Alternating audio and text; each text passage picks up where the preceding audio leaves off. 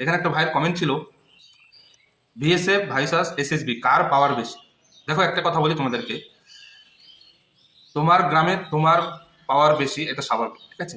যখন তুমি অন্য গ্রামে গিয়ে দাদাগিরি করবে, ঠিক আছে, সেখানে কি তোমার কথা কেউ শুনবে? শুনবে না তো। ওখানে যার গ্রাম তার কথা শুনবে, তাই তো। সেটা হচ্ছে এখানে সেফ।